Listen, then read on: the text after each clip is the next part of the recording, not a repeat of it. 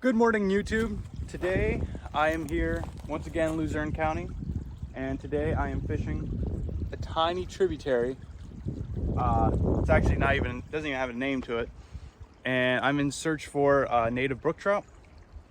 And the purpose of this video is to show you just how small a creek can be and still have fish in it. Just like the creek's not even like 2 feet wide right there. So, and it's only 2 miles long, if that. It just runs back and forth down a road. So I'm gonna see what I get into, and yeah, see what happens. All right, so today we are using waxworms once again. Just feed it through the hook through the worm right there. Keeps it from coming off. I prefer butterworms over waxworms, but butterworms are very expensive compared to it. And for small water like this, and no competition from other people, waxworms really do the trick. And so what I'm going to try and do is cast underneath the road right there into that hole. Gets deep under there, and they like to sit right down in there. Just might be a little tough with these branches right here. So we'll see.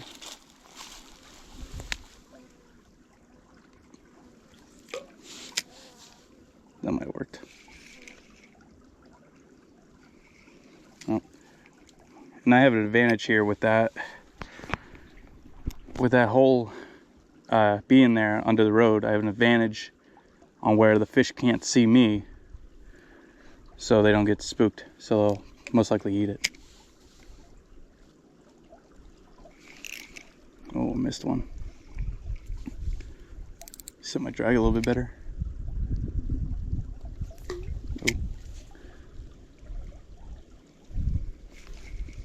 Oh, there we go. And it's all the way over here. Alright. Gotta wet the hands. Alright. Always want to wet your hands when fishing for natives. It's pretty nice looking. Nice orange. Sorry about the wind. But you always want to wet your hands because they have a slime coating on them that actually can rub off if you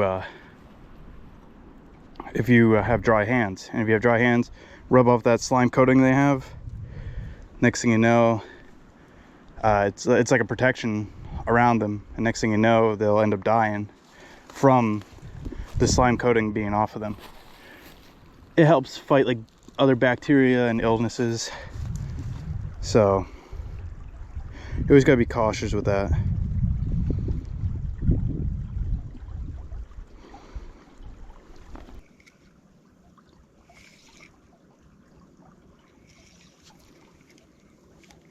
Gotta get way under there. Oh, that was good. That was very good. And I just saw a big one. Ooh. All right. That's a nice one. It's a really nice one. Oh, yes. That was good hook too.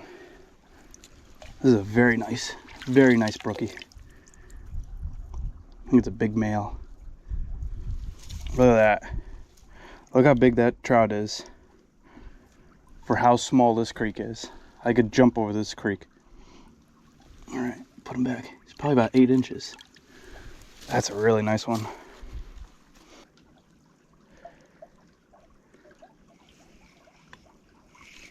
Oh.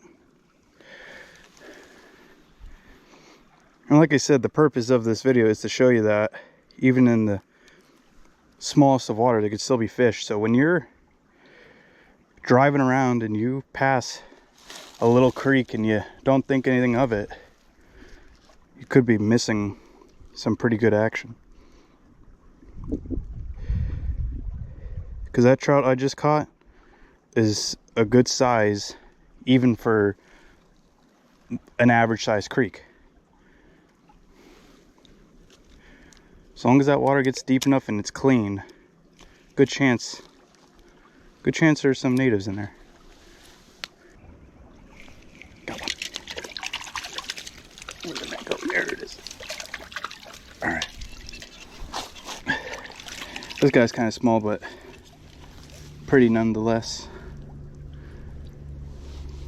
Very, very orange. Nice dark color. He's like almost green. Really neat. All right. See if we can catch another one.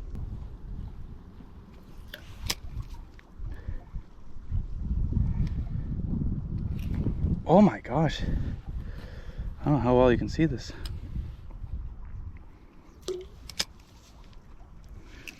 Oh, that's a nice orange one. Ooh, that's a really pretty one. Don't lose them, don't lose them. Yes. Oh my gosh, so pretty. All right. That's really pretty. Nice and orange. Hopefully you could see that all right. Nice big male, about 6 inches. That one's pretty.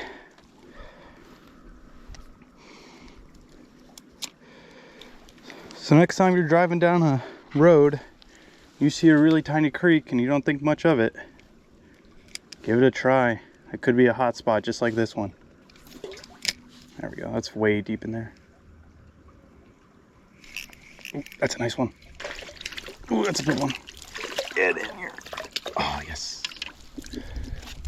It seems like there's a lot of males here. This is a big one too. Look at that. That is very big. That actually might be a female. It has a short snout. Put him back in there. There he goes. I figured a good cast, but way back there would be good. Because all the little ones are up front, so the big ones couldn't get to it. We're gonna go move to a new spot. Give him a few waxworms over there to thank him for me catching them. So, gonna move down. Not too far from the next spot. Like I said, the creek's only 2 miles long, if that. So this is my ride for the day. It's too small of a road to pull off on the side, really, anywhere. I'd be doing a lot of walking. So we're using a bicycle.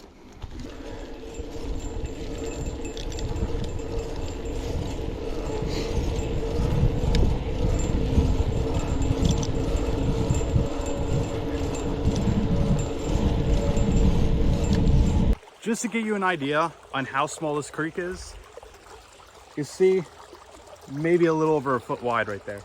It is extremely small. And the average person, to give you a foot idea, it's about like 2 feet over. And the average person would just like see this creek and just not think anything of it. Well, little do they know, there could be trout in it. And yeah, we'll move downstream. Got a nice spillway right here. These are like the key points on a small creek like this. When the creek goes under a road, spills out and creates a nice pool like this, that's where you want to fish, because it's the deepest and it holds the biggest and the most amount of fish. I've never caught anything big out of this pool, which is surprising for how big it is.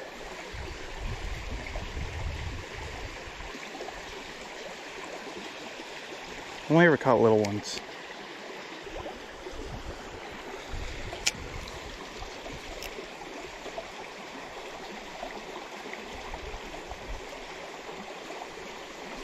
Ooh, that's a nice one. This one actually has some size to it. There we go. Big female. Gotta get it out though. All right. This is a big female. All right. You can tell it's a big female from the pale color, the short snout. Usually when they're orange, that's when they're male. All right, put her back. Wow. That's probably the biggest one I've ever caught out of this spot.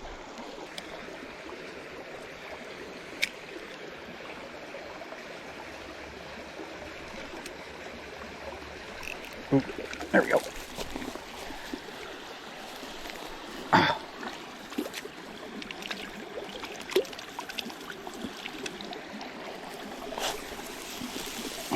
gosh, I'm gonna fall in this water trying to get my hands wet.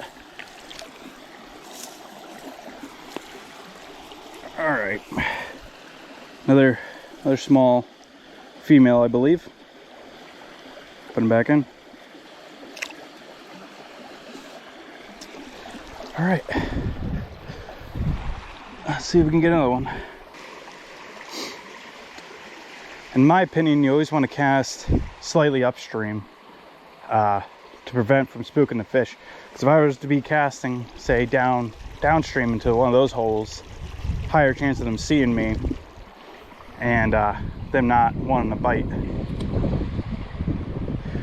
The only problem with casting upstream is that you get stuck a lot, so you got to keep your pole up high when you cast. Luckily for me, there's not a ton of rocks or anything. All right, I'm gonna move down, give these guys a little break.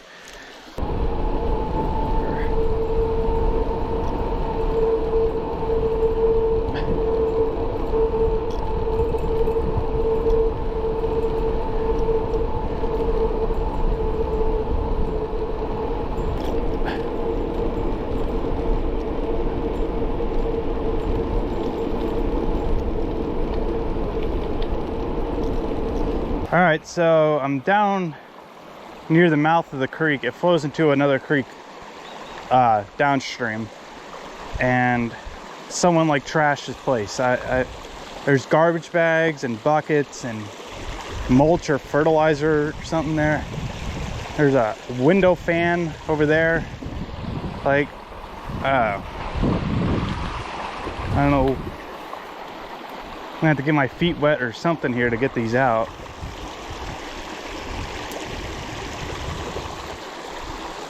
I don't know what scumbag did this. All right, I'm a little out of breath because this water is cold. I got that dog food. It was actually dog food. I got that out of the water. Got those garbage bags down there out of the water. And the buckets that were just sitting here. I don't know who the hell did that, but that really bothers me because it's just like another thing that people did. Like, just people have no respect for the water sometimes, and it just really bugs me. There's a ceiling fan, or not ceiling, a window fan in there. I have no idea how to get that. I'd have to try and fish for it, but it looks pretty big. I think my line would snap before I get it. So I don't know what to do with that. I don't even know if I can fish here because I was walking around in the water. Could have spooked them. We'll still try though. It's a pretty big spot to not try at least. So I'm gonna dry off my feet a bit and put my socks and shoes back on and get into fishing.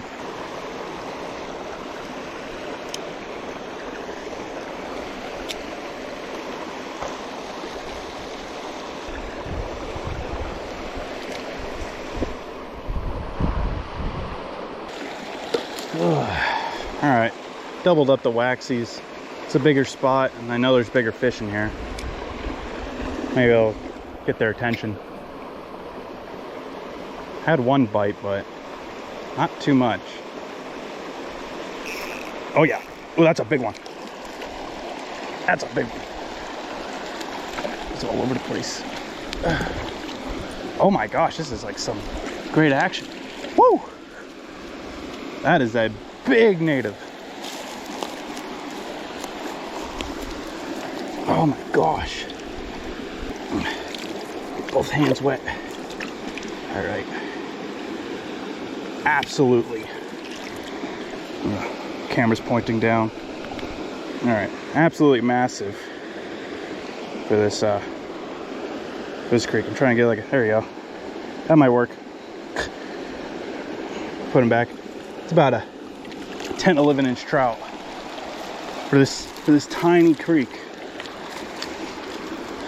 That might be one of the biggest trout I've ever brought out of here. All right, so I didn't catch any more out of that spot. That I'm thinking those people putting that trash in there screwed up with that spot a little bit. I cleared out as much as I could. I took out the cat litter boxes and the dog food bag. The dog food ended up dumping in there because it was soaking wet and just ripped, and all the dog food went downstream. So I don't know how that is. Like, I'm sure it's not that big of a deal because I know people use dog food for bait. Really the purpose of this video is to show you catching big trout out of small water.